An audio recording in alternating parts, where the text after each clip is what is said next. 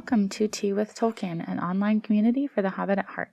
We are inspired by the works, life, and Catholic faith of J.R.R. Tolkien and strive to encourage others towards a deeper love and understanding of Tolkien's legendarium by hosting a free book club, providing free resources, and by cultivating a vibrant and positive community online. Our book club is currently wrapping up our discussion of The Fall of Númenor, edited by Brian Sibley. If you would like to join in on future discussions, you can sign up for our free book club at teawithtolkien.com/book-club to receive the link to our Discord server. Now, for the sake of this book club, I've broken The Fall of Númenor into 10 parts, and today we are covering part 9, which I have subtitled The Last Alliance. So this is pages 194 through 215, which covers 3320 all the way through the end of the Second Age, plus there's a little epilogue at the end. This section is actually very well adapted in the prologue of Peter Jackson's The Fellowship of the Ring movie. So once you've read this section, I highly recommend rewatching like the first 10 minutes of The Lord of the Rings because it's very fun. And I really enjoyed going back now after having read this a few times. I really appreciate how well it's done. It's very fun, very neat, very cool. 3320, the foundations of the realms in exile, Arnor and Gondor. The stones are divided, and Sauron returns to Mordor. Elendil and his sons escaped the drowning of Númenor with 9 ships and came to Middle-earth, bringing with them the seedling of Nimloth and the 7 Palantiri. The end of the Second Age. Tolkien writes in Letter 131, "So the end of the Second Age draws on in a major catastrophe, but it is not yet quite concluded. From the cataclysm, there are survivors." It's also in this letter that Tolkien likens Elendil to a Noah figure, a reference to the biblical story of the deluge in Genesis 6, and this is referring to him both being faithful in his beliefs and prepared for what might befall. So that was kind of a fun connection that I actually hadn't made before, but now that I'm looking back, it makes total sense and it seems a little bit obvious. Númenorian kings in exile. Elendil of Númenor, High King of Gondor and Arnor. Rule Second Age 3320 through 3441. A small portion of the Númenorians survived its destruction and came to Middle-earth. Elendil came to Lindon, where he befriended Gil-galad and then established his realm beyond Ered Luin. His chief city was at Annúminas. Isildur and Anarion were carried south and came up the great river Anduin. They established their realm in the land that was later called Gondor, and the northern kingdom was called Arnor. In Minas Ithil was a house of Isildur, and in Minas Anor was the house of Anarion, and they shared Osgiliath. The white tree, grown from the fruit of Nimloth, was planted in Minas Ithil, since Isildur had been the one to save it. The Palantiri, or the 7 seeing stones, were divided amongst the kingdoms. 3 were kept by Elendil, and 2 to each of his sons. These stones were used to communicate across distances, and by using them, the Númenorians were able to learn many things that their enemies had wished to conceal. They were also able to communicate with each other, which is something that was pointed out in our discussion. As told in the Akalabaith, Sauron brought about the destruction of Númenor, and afterwards he returned in spirit to Middle-earth and was dismayed to see that the power of Gil-galad had grown great in his absence. Now, it was believed in this time by the exiles that Sauron had perished in the downfall. Tolkien writes, "The ruin of Númenor was more terrible than Sauron had foreseen, for he had forgotten the might of the lords of the West in their anger.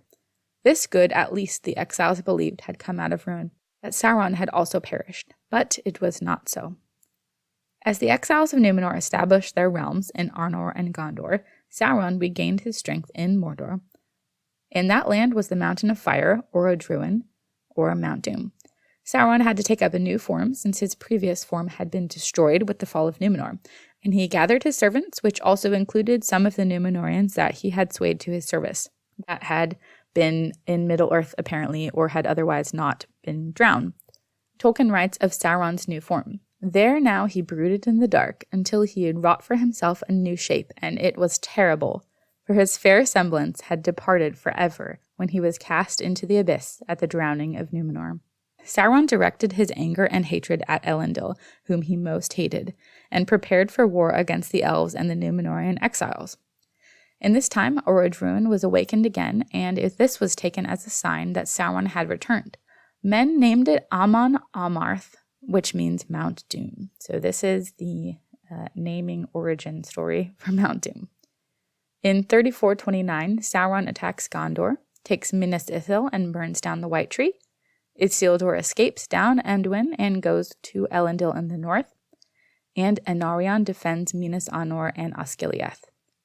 It's also noted that Isildur escapes with a seedling of the tree, once again, his wife and his sons, and he's fleeing to seek out Elendil. In 3430, the last alliance of men and elves is formed by Elendil and Gil-galad, and the great watchtower of Amon-Sul was built.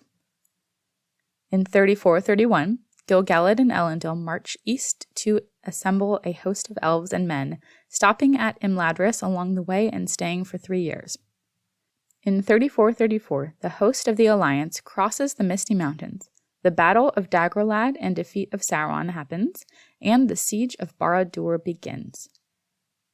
Tolkien also mentions the disappearance of the Entwives in this section, which is quite sad, saying that they were either destroyed, enslaved, and or estranged from the Ents. And it's not quite clear what happened, but we do know that whatever happened was rather bad. Tolkien writes, one of the outcomes of Sauron's preparations for war was the disappearance from Middle-earth of the Entwives.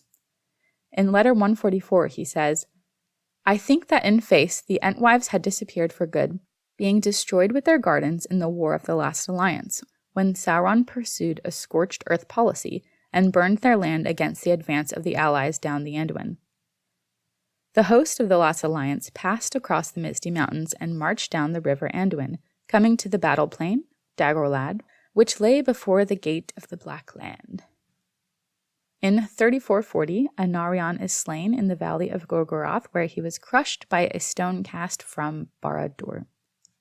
In 3441, Sauron is overthrown by Elendil and Gil-galad, who perish.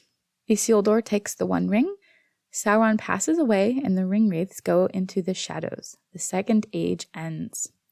So matters of war had become so desperate that Sauron himself was forced to come forth, where he wrestled with Gil-galad and Elendil.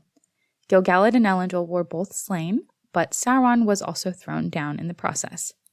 The sword of Elendil, called Narsil, was broken as he fell, and with the hilt shard of Narsil, Isildur cut the One Ring from the hand of Sauron. Thus Sauron was vanquished for a time. Now of the last alliance it is written in the Fellowship of the Ring, never again shall there be any such league of elves and men. Epilogue. Númenorian kings in exile, Isildur, High King of Gondor and Arnor. Isildur kept the One Ring as a weregild, refusing the recommendation of Elrond and Círdan to cast it into the fires of Mount Doom. Isildur took the ring and returned to Minas Anor, where he replanted the White Tree in memory of his brother. Isildur's description of the ring is kept in Gondor and recalls that the ring was initially hot, though it cooled with time. The writing on the ring was of an elvish script of Eregion, but the language is of the tongue of the Black Land, which Isildur could not understand. Isildur believed that the ring missed the heat of Sauron's hand, and that the script may reappear if it were placed in the fire. However, he was not willing to risk such a thing. Isildur wrote of the ring, of all the works of Sauron, the only fair. It is precious to me, though I buy it with a great pain. The death of Isildur. Now Isildur journeyed toward Eriador with the intention of taking up his father's realm, but he was assailed by orcs along the way in the Gladden fields. There most of his people were killed, though his wife and youngest son had been left in Imladris. Isildur was initially able to escape by putting on the ring and becoming invisible, but the ring betrayed him and slipped from his finger into the waters of the river as he swam away. There he was seen by orcs and shot with many arrows, so here ends the life of Isildur. It's also mentioned in this section that more can be found about this in The Disaster of the Gladden Fields in Unfinished Tales Part 3, Chapter 1. Now on to our book club discussion. The comparison of Elendil to Noah being faithful and prepared was interesting because we know that the story is not meant to be an allegory, but we can see that this is meant as an applicability where we kind of see a glimpse of Tolkien's own influences from his biblical studies, but we know that Elendil is by no means meant to equal Noah.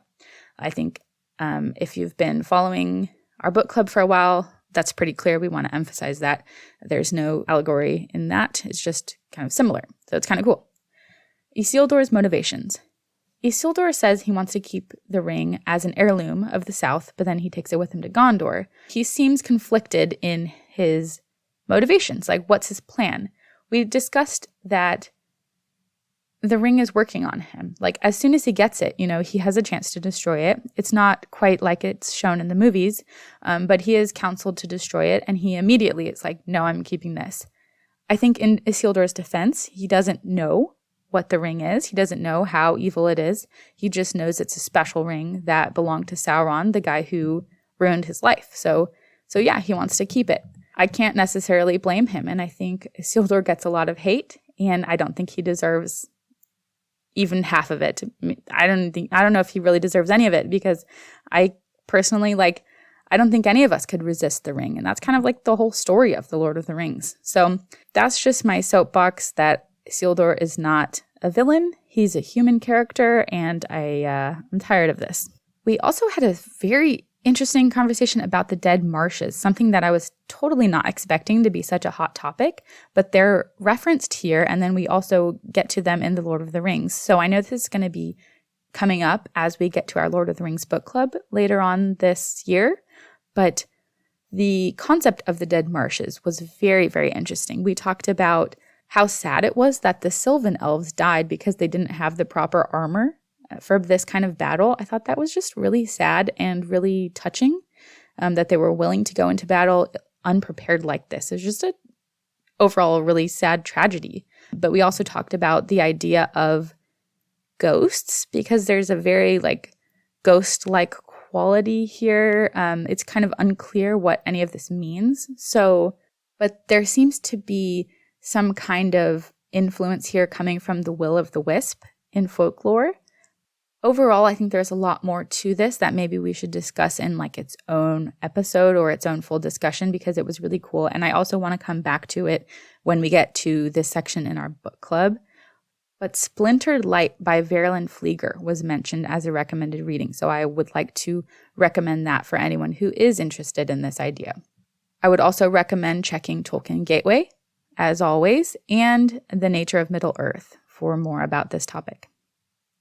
This section was a little bit tricky to read without having it be colored by our interpretations from the movies, because the prologue of The Fellowship of the Ring has really impacted the way that I read a lot of Tolkien. And so even though it was a pretty faithfully adapted part of the movies, it's just difficult. We kind of talked about this in our discussion, that it can be hard to separate the two experiences. There's the book and the movie, and they kind of mold into one, I've realized, the more you read or the more you watch the movies. So that was just something interesting that was pointed out, and I think most people who've both read and seen the movies, and this kind of happens with any adaptation. So I just thought it was interesting.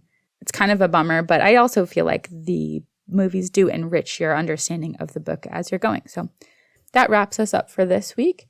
We will be back soon with part 10, which is the last section of our Fall of Númenor book club, where we will cover Appendix A and Appendix B in this book. Thanks so much for listening, and I will see you in the Discord.